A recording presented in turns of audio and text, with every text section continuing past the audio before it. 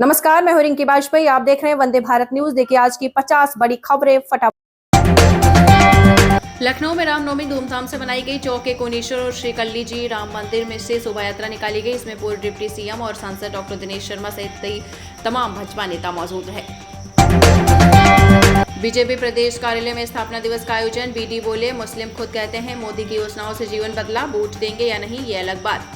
रविवार को भाजपा के 46वें स्थापना दिवस के मौके पर भोपाल में प्रदेश भाजपा कार्यालय में कार्यक्रम हुआ।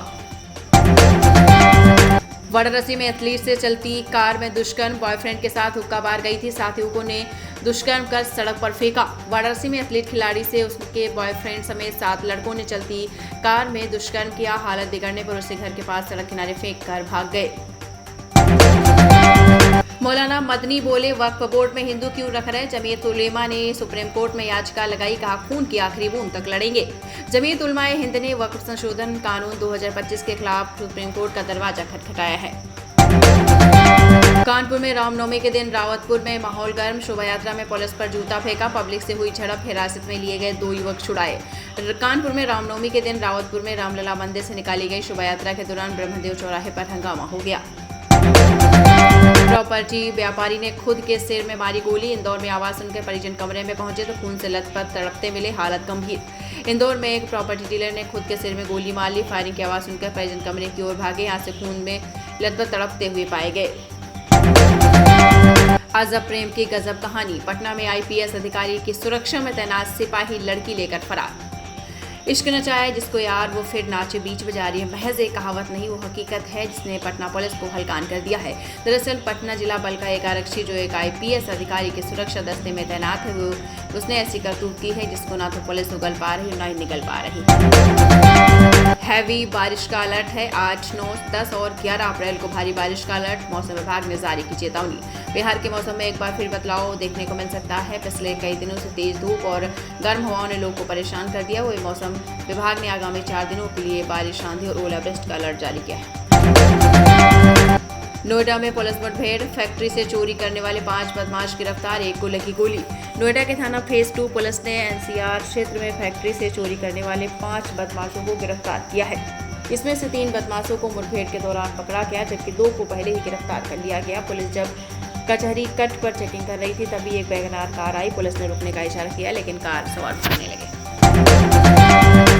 अप्रैल की शुरुआत में गर्मी ने दिखाए तेवर। इंदौर में तापमान 38 डिग्री पार। कमजोर सिस्टम से अगले हफ्ते और बढ़ेगी गर्मी। इंदौर में अप्रैल के पहले हफ्ते में गर्मी का असर महसूस होने लगा है। शनिवार को दिन का तापमान 38.8 डिग्री सेल्सियस तक पहुंच गया।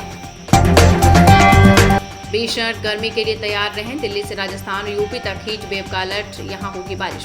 देश भर में भीषण गर्मी का दौर शुरू हो गया है। दिल्ली सहित पूरे उत्तर भारत में पारा लगातार बढ़ रहा है। इस बीच मौसम विभाग ने ताजा अपडेट जारी किया है। वाराणसी क्राइम ब्रांच के इंस्पेक्टर ने किया सुसाइड, अपने सिर में मारी गोली, 6 महीने से थे सस्पेंड।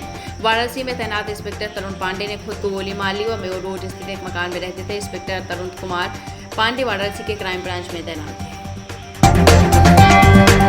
ब्रिटिश पीएम ग्लोबलाइजेशन के अंत का ऐलान करेंगे, बोले इसका कोई फायदा नहीं। सिंगापुर बोला बुरा दौर आएगा, लोग तैयार रहें। सिंगापुर के प्रधानमंत्री लॉरेंस बोंग ने शनिवार को कहा कि ग्लोबलाइजेशन और फ्री ट्रेड का दौर अब खत्म हो चुका है। अब दुनिया एक नए युग में जा रही है जो खतरनाक होने वाला है।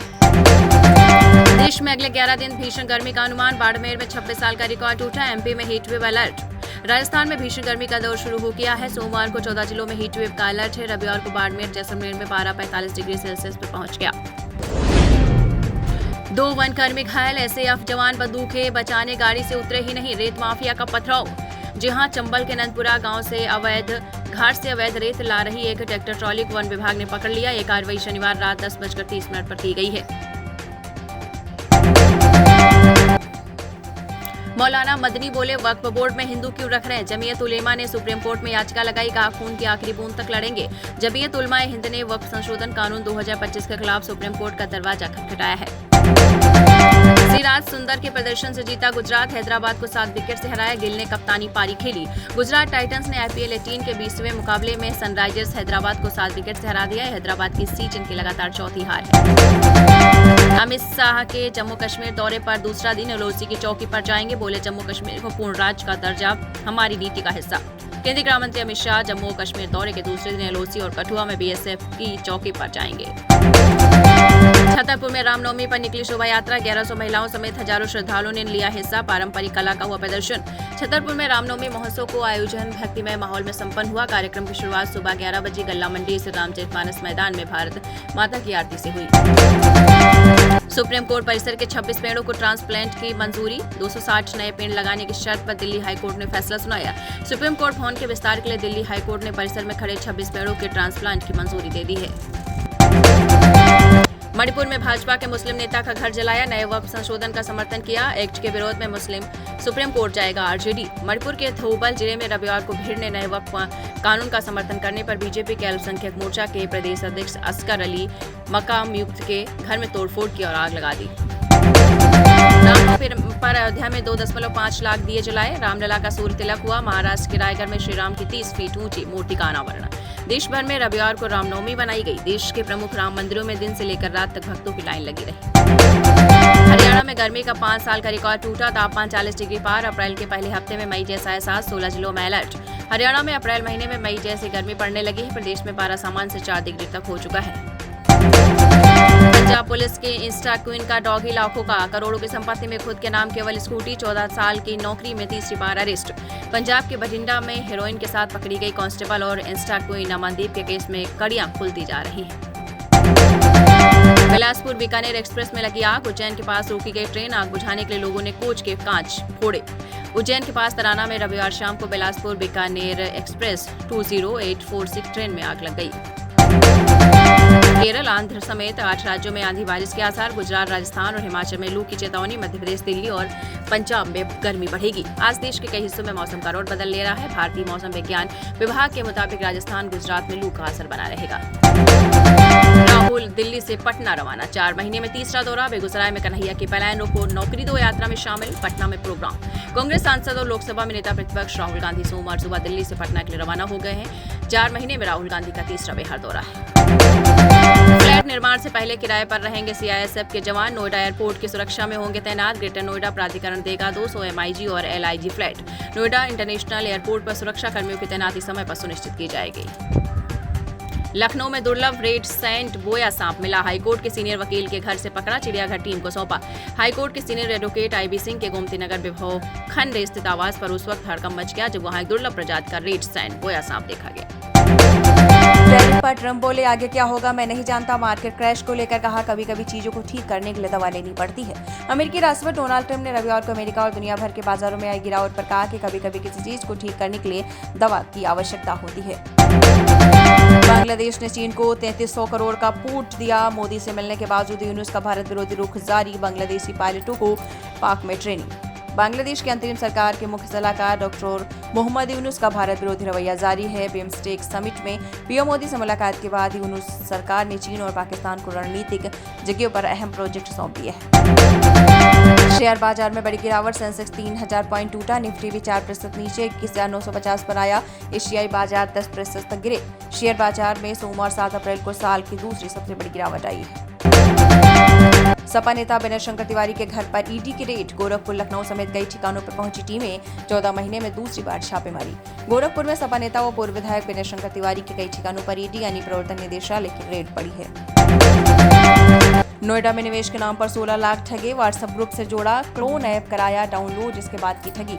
निवेश पर मोटा मुनाफा कमाने का झांसा देकर साइबर जालसाजों ने व्यक्ति के साथ करीब 16 लाख रुपए की ठगी कर ली। जम्मू कश्मीर में एनसी मेंबर्स ने वक्फ कानून की कॉपी फाड़ी। राज्य सुप्रीम कोर्ट जाएगी। मणिपुर में कल रात भाजपा नेता का घर जलाया गया। जम्मू कश्मीर विधानसभा में सोमवार को नए वक्फ कानून पर हंगामा हुआ। नेशनल कॉन्फ्रेंस के विधायक वक्फ कानून की कॉपी वेल में लेकर पहुंचे और उसे फाड़ दिया। भारतीय रिजर्व बैंक 7 से 9 अप्रैल की एमपीसी बैठक में रेपो रेट 0.25% घटा सकता है, जिससे लोन सस्ता और ईएमआई कम हो सकती है। फरवरी में इतनी कमी की कटौती हुई थी। महंगाई में गिरावट और ग्लोबल हालात इसके पीछे की वजह है। इससे पहले फरवरी 2025 में आपको बता दें एमपीसी बैठक में आरबीआई ने रेपो रेट 0.25% घटाकर 6.25% कर दिया था। ये बदलाव 2.5 साल बाद हुआ था। अब अगर फिर से इतनी ही कटौती होती है तो नया रेपो रेट 6% हो जाएगा। दिल्ली में प्रेमी ने लड़की का गला काटकर खुद को किया घायल, दोनों अस्पताल में भर्ती। दिल्ली के कैंट इलाके में रविवार रात को सिरफिरे प्रेमी ने सड़क पर कथित तौर पर अपनी प्रेमिका का गला काटकर उसके घायल कर दिया। इसके बाद उसने खुद को भी चाकू मारकर घायल कर लिया। पुलिस ने दोनों को अस्पताल में भर्ती कराया है। बकौल रिपोर्ट्स युवक प्यार में धोखे में भड़का था। यूपी में नए तरीके के माफिया आ गए हैं, वे अच्छी पोजीशन पर भी हैं। डीजीपी प्रशांत कुमार। उत्तर प्रदेश के डीजीपी प्रशांत कुमार ने हाल ही में एक कार्यक्रम में कहा कि पूरा प्रदेश 10वीं माफिया मुक्त हो चुका है, लेकिन प्रदेश में नए तरीके से माफिया आ गए हैं जो अच्छी पोजीशन पर रहते हुए गठजोड़ बनाते हैं। उन्होंने कहा कि ये प्रजातंत्र के मूल स्तंभ में जुड़े हुए लोग हैं। पूरे अमेरिका में ट्रंप के खिलाफ सड़कों पर उतरे बड़ी संख्या में लोग, तस्वीरें आई सामने। अमेरिका के कई शहरों और यूरोपीय देशों में शनिवार को हजारों लोगों ने राष्ट्रपति डोनाल्ड ट्रंप और एलन मस्क के खिलाफ प्रदर्शन किया। एक प्रदर्शनकारी ने कहा कि ट्रंप पागल इंसान है। अन्य ने कहा फांसीवाद रोकना होगा, सरकार में लोगों की संख्या घटाए जाने वाले रूढ़िवादी मूल्यों को लागू करने और स्टॉक मार्केट क्रैश के कारण अमेरिका में प्रदर्शन हो रहे हैं।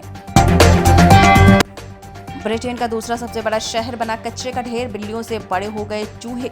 ब्रिटेन के दूसरे सबसे बड़े शहर बर्मिंघम में कर्मचारियों की हड़ताल के कारण कचरे का ढेर लग गया है। जनवरी में लिमिटेड एक्शन के साथ शुरू हुई हड़ताल अब अनिश्चितकालीन हड़ताल में बदल गई है और सड़कों पर 17,000 टन कचरा पड़ा है। टैरिफ की घोषणा के बाद दुनिया के 10 सबसे अमीर लोगों में शामिल वॉरेन बफेट की दौलत की ओर बढ़ी। ब्लूमबर्ग के अनुसार दुनिया के टॉप 10 अमीर लोगों में शामिल वॉरेन बफेट एकमात्र ऐसे अरबपति हैं जिनकी संपत्ति अमेरिकी राष्ट्रपति डोनाल्ड ट्रंप द्वारा पारस्परिक टैरिफ की घोषणा के बाद बढ़ी हुई है। कोलकाता में रामनवमी रैली पर पथराव, बंगाल बीजेपी अध्यक्ष का दावा, भगवा झंडे वाली गाड़ियों पर हमला, पुलिस बोली परमिशन नहीं थी। तो आपको बताते चलें, कोलकाता में एक बार फिर से यहां पर ऐसी घटनाएं आई हैं कि रामनवमी की रैली में पथराव हुआ है। मुख्यमंत्री नीतीश कुमार राम आएंगे गाने पर खूब झूमे। रामनवमी के अवसर पर रविवार को राजधानी पटना समेत पूरा बिहार पूरी तरीके से राममय हो गया। पटना के डाक बंगला चौराहे पर रामनवमी शोभा यात्रा, अभिनंदन समिति के कार्यक्रम में मुख्यमंत्री नीतीश कुमार भी शामिल हुए।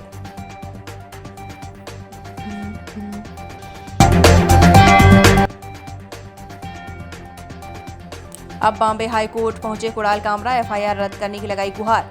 कुणाल कामरा ने एफआईआर रद्द करने की मांग करते हुए बॉम्बे हाई कोर्ट का दरवाजा खटखटाया है। कामरा ने 5 अप्रैल को हाई कोर्ट का रुख किया था। अधिवक्ता मीनाज काकलिया के माध्यम से दायर याचिका पर न्यायमूर्ति सारंग कोटवाल की अध्यक्षता वाली पीठ के समक्ष सुनवाई होने की संभावना है।